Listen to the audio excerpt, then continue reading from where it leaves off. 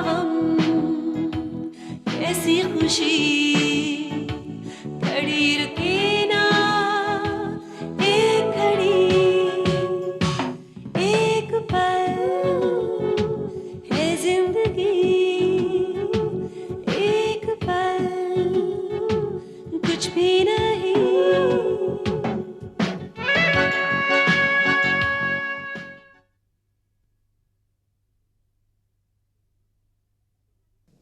तुम्हारी ये भद्रा group of company समझ में आती है, मेरा फैमिली के साथ लिंक समझ में आता है, मल्होत्रा इंडस्ट्रीज के साथ गद्दारी समझ में आती है, मेरे पापा के साथ विश्वासघात समझ में आता है, तुम्हारा बोर्ड ऑफ डायरेक्टर्स में आना समझ में आता है, तुम्हारे नापाक इरादे और तुम्हारी ये बदनीयती समझ में आती है मुझे। बहुत कुछ समझ में आ रहा है ना, बहुत समझ में आ रहा है। मैंने कहा था कि तुम अपना दिमाग मत चलाओ, बहुत ज्यादा दिमाग चलने लगा है तुम्हारा। मैंने पहले ही कहा कि तुम घर संभालोगे, बाहर की दुनिया से मैं कैसे निपटता हूँ इसमें ना तुम दखल दोगे ना तुम अपना दिमाग लगाओगे। मैंने कहा था कि तुम अपने मुझ पे भरोसा रखो। वाह, कितनी आसानी से तुमने ये बात कह दी, जैसे मल्होत्रा इंडस्ट्री कोई होलसेल की दुकान और उसकी हर एक कंपनी कोई ना कोई आइटम। वाह, प्लीज प्लीज ऐसे सोचना बंद करो अब तो। मेरी नसों में से मिस्टर केशव मल्होत्रा का खून निकाल लीजिए तो मैं ऐसे सोचना और बोलना दोनों बंद कर दूंगा। प्लीज प्लीज भाई। शाबाश, उठाओ। हाँ हाँ हाँ, very good very good, congratulations, तुमने किया। तुम्हारा पैर कुछ इंच उठा था। हाँ, वेरी गुड। रोनी, दौलत का आना और दौलत का जाना ये महज इत्तेफाक की बात होती है। पैसा थोड़ी मुश्किल से आता है और बहुत ज्यादा आसानी से जाता है। तो तुम रईसी में किसी की भी बराबरी कर लो, ये हैरानी की बात नहीं होगी। लेकिन केशव ने जितनी इज्जत कमाई थी, उसका जितना सम्मान था, वो तो तुम 7 जन्मों में भी नहीं पा सकते। क्योंकि ये घटियापन ना, ये तुम्हारा किरदार है, इत्तेफाक नहीं। आम नजरों से ना दिखने वाले नापाक मकसद को पूरा करने के लिए कभी तुमने उनके साथ गद्दारी की तो प्लीज प्लीज सुनील, पहले मेरी जान ले डालो।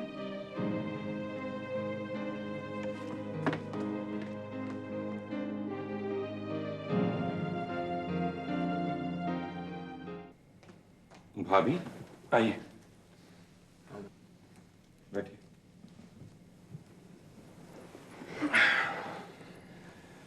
हाँ बोलो शीला, क्या कह रही थी? इसके पहले कि मैं कुछ कहूँ, मैं एक रिक्वेस्ट करना चाहती हूँ कि मेरी बात को एकदम से रिजेक्ट मत कर देना प्लीज, और सोच समझ कर जवाब देना, ये दिमाग में रखते हुए कि आपसी रंजिश और करवाहट से कहीं ऊपर है इस वक्त मल्होत्रा इंडस्ट्री को बचाना। अब जो कहना है साफ साफ क्यों नहीं कहती? इतनी लंबी चौड़ी भूमिका बनाने की क्या जरूरत है? अंकल प्लीज अब बौखलाइए मत, वो कोई समस्या बताने नहीं जा रही है, समाधान बताने जा रही है। बोलो शीला। देखिए, टेक्निकली देखा जाए तो इस वक्त हमारे पास तकरीबन 500 करोड़ की कमी है। तुम एक बात बार बार क्यों कहती जा रही हो? जो देखो कमियां गिनवा रहे हैं। कमियां हैं तभी तो गिनवा रहे हैं। ऋषभ प्लीज भाई, कब तक चुप रहूंगा मैं? माफ कीजिएगा लेकिन इस कंपनी की सबसे बड़ी कमी महेंद्र मल्होत्रा खुद है। ऋषभ। हाँ हाँ, तुम मल्होत्रा इंडस्ट्री सबसे बड़ी खूबी हो, है ना? प्लीज। अरे इससे क्यों नहीं कहते चुप रहने के लिए?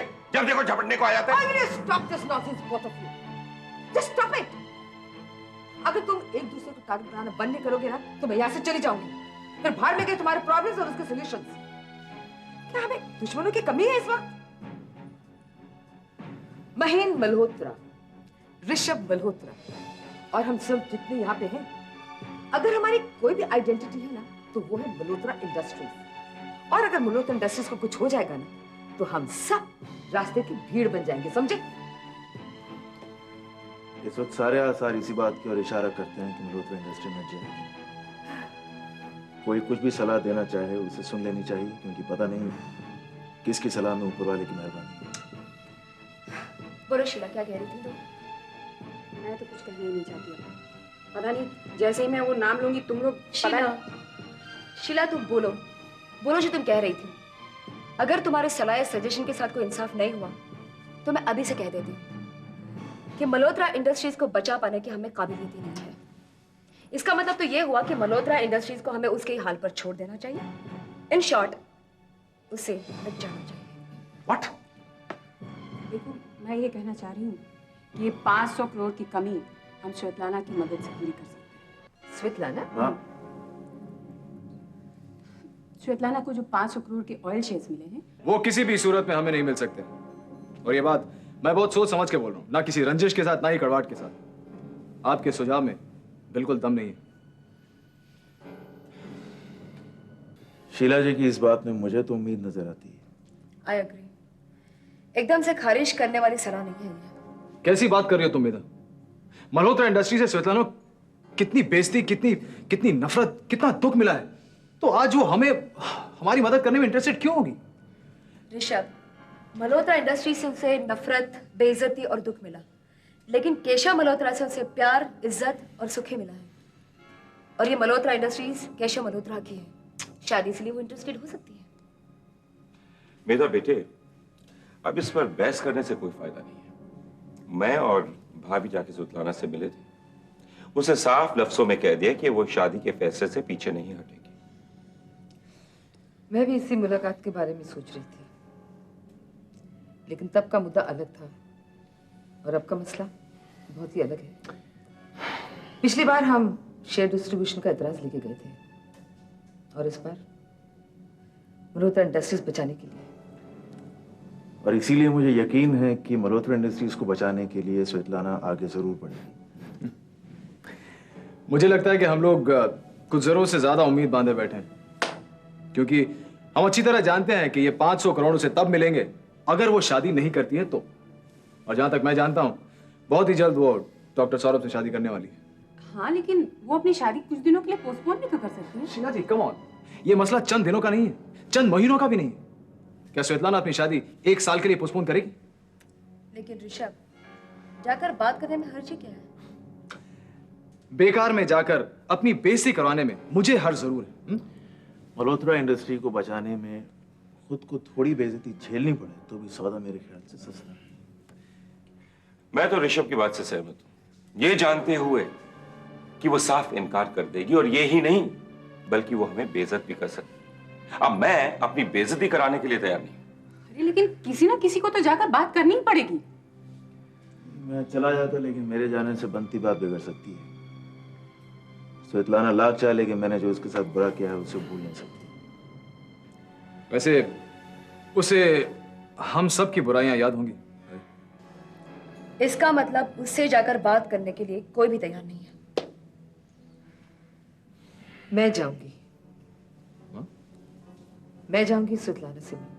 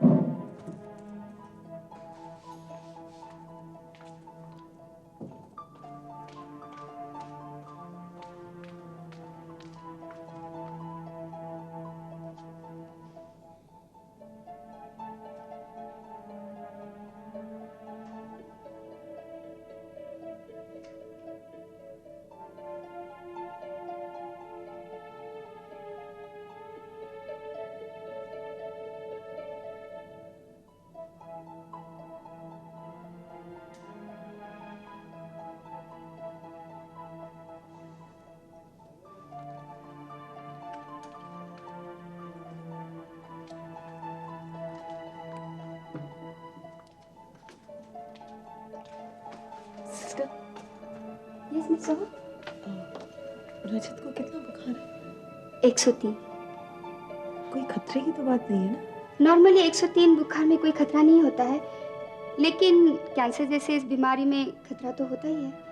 और दूसरी बात यह है कि इनका टेम्परेचर बढ़ता ही जा रहा है, तो खतरा और बढ़ते जा रहा है।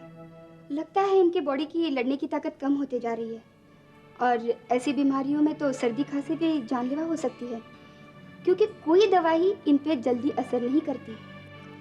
Good night sister. Okay, good night.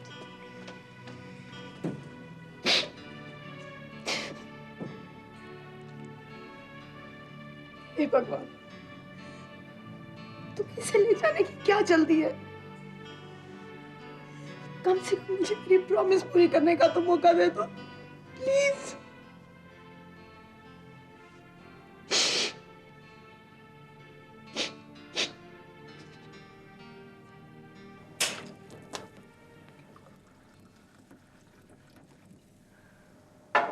Cheers.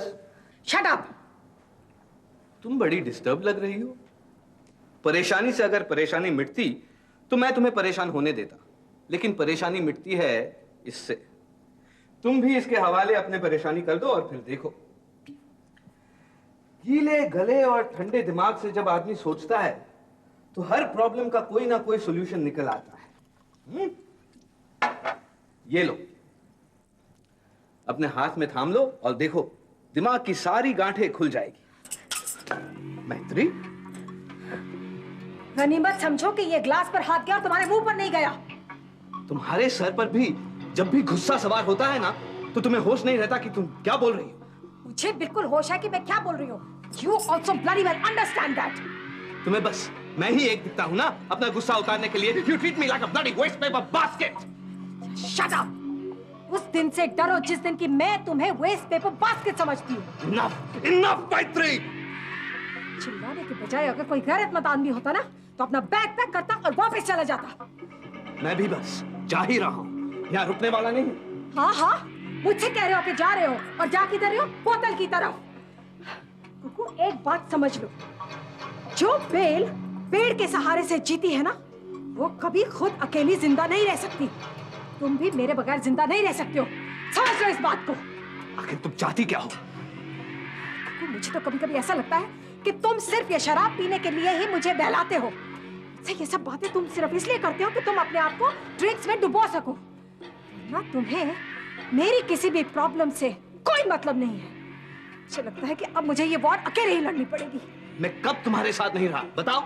अब इसी बात को देख लो, उस सुनील वर्मा ने हमें इतनी बड़ी मात दी। हाँ, आए थे हम मल्होत्रा इंडस्ट्रीज को हासिल करने। हाथ क्या लगा? एक तुच्छी सी पार्टनरशिप। लेकिन तुम्हें इस बात का फिक्र नहीं है, तुम आके पी रहे हो शराब। ये सोचा है कि उस सुनील वर्मा का क्या करना है? मेरी गलती यह है कि मैं अपनी बेइज्जती, अपनी हार, अपनी परेशानी अपने चेहरे पर नहीं लाता।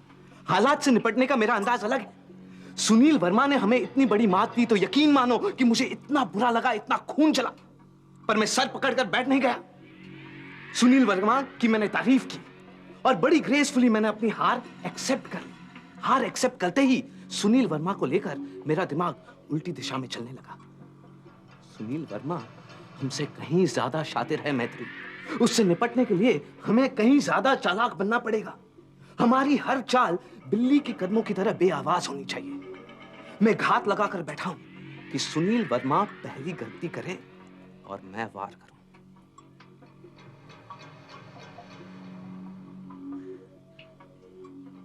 I'm sorry, I'm really sorry. अच्छा, जाओ मेरे लिए ड्रिंक बनाओ, आप खुद देख लेना। चड्ढा साहब, मैं चाहती हूँ आप जरा ये कागजात देखिए। किस चीज के कागजात हैं मैडम जी? पढ़ लीजिए।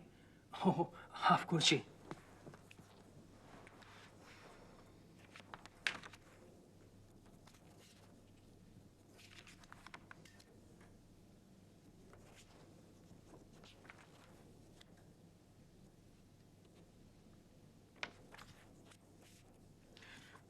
लो जी, देख लीजिए। कुछ इन्वेस्टमेंट कंपनीज खोली हैं जो मार्केट से शेयर्स खरीदेंगी और उनकी कीमतें बढ़ने पर उन्हें बेचकर मुनाफा कमाएंगी। और कुछ नहीं। क्या जी, कुछ खास बात मिस कर दी मैंने मैडम जी?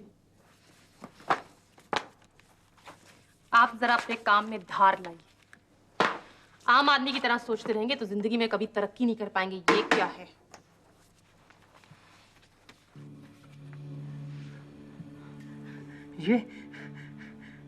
ये क्या जी? मेरा मतलब है आप और मैं? जी हाँ, इन कंपनीज में आप मेरे पार्टनर हैं। थैंक यू मैडम जी।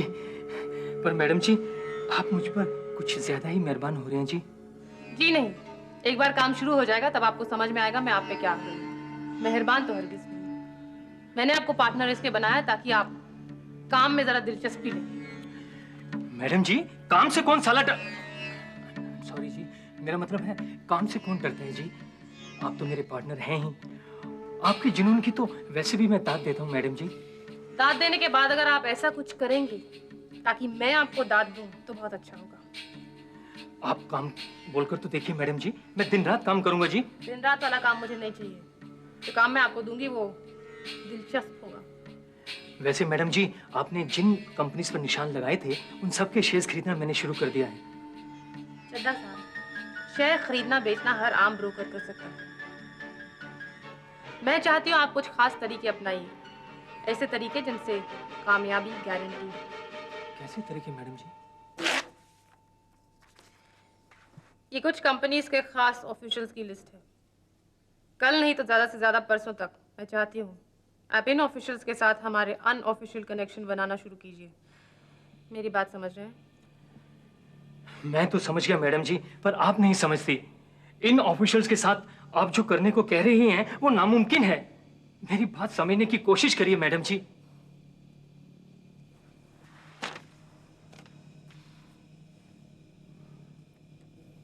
पता नहीं है युवराज और बॉबी को क्या हो गया है, दोनों में से कोई मिला ही नहीं है। कोई ना कोई वजह होगी। युवराज का समझ में आता है, वो किसी सोशल सर्विस स्टफ में बिजी है, लेकिन Bobby is like I don't know, वो भी बिजी होगा। Bobby, these I know Bobby very well, वो ऐसा कुछ भी नहीं करा जिसमें वो बिजी हो। हाँ, आई थिंक सो वो मुझसे मिलने से कतरा रहा है। मैंने बहुत सोचा पर I just didn't seem to understand why. Don't you think ये आदमी लोग बहुत ही अजीब से होते हैं, you know what I mean, मुश्किल से, वेरी कॉम्प्लिकेटेड। अरे मैं तुमसे कुछ पूछ रही हूँ, तुम कहाँ खो गई हो? हेलो। हाँ, मैं तुम्हारे सवाल के बारे में सोच रही थी। क्या? यही कि सच आदमी बहुत मुश्किल और बहुत उलझे हुए लोग होते हैं। कि तुम क्या देख रही हो ऐसे? अब कुछ भी नहीं। तुम्हारे और सुनील के बीच में सब ठीक तो है? हाँ नीतू, ऑफ कोर्स। हमारे बीच क्या हो सकता है? बिल्कुल ठीक है, first class. Touch wood. But still you know, झगड़ा, अनबन। ओह नीतू, कम ऑफ इट। झगड़ा, और वो भी मेरे और सुनील के बीच? मुझे तो ये लग रहा है कि झगड़ा तेरे और बॉबी के बीच चल रहा है। हाँ, झगड़ा सा तो मुझे भी लग रहा है, मगर झगड़े का मुद्दा है क्या ये नहीं पता। So that is the problem. Neetu, मुझे लगता है कि वो शायद परेशान है। उसे समझ में नहीं आ रहा होगा कि वो तुझसे अपने रिश्ते को नाम क्या दे। You know what I mean? I mean कि वो तेरी फीलिंग्स की हकीकत को नहीं समझ पा रहा, शायद कंफ्यूज्ड है। लेकिन मैंने तो बहुत पहले से सब कुछ क्लियर कर रखा है। हाँ, यस, हो सकता है। हो सकता है कि पहले सब कुछ बहुत क्लियर हो, लेकिन धीरे धीरे थोड़ा सा अनक्लियर हो गया हो। अब हम दोनों के बीच की बात है, just between us, nobody nose. क्या है कि कहने को तो बॉबी तेरा दोस्त है, और सिर्फ दोस्त रहेगा, है ना? हाँ, लेकिन जितना वक्त तू उसके साथ गुजारती है, या फिर जितनी परवाह तू उसकी करती है, या फिर ये कहे कि उसका जितना इंतजार करती है, वो दोस्ती से कहीं थोड़ा ज्यादा है। रत्ती भर भी नहीं, और आने वाले दिनों में भी नहीं होगा। दीद, मैं बहुत पहले बॉबी से सब कुछ क्लियर कर चुकी हूँ, और अगर उसे किसी तरह का कंफ्यूजन है तो मैं जल्द से जल्द ये कंफ्यूजन मिटा दूंगी, और ये सब मेरी अगली मीटिंग में हो जाएगा बॉबी के साथ। I am going to clear out everything. शान की खातिर, जान की बाजी, मान की खातिर, ईमान की बाजी।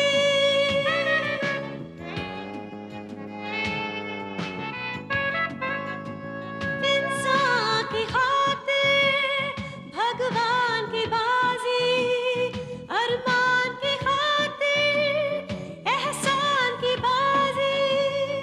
वो क्या जीते, ये क्या हारे, दिन छोटा सा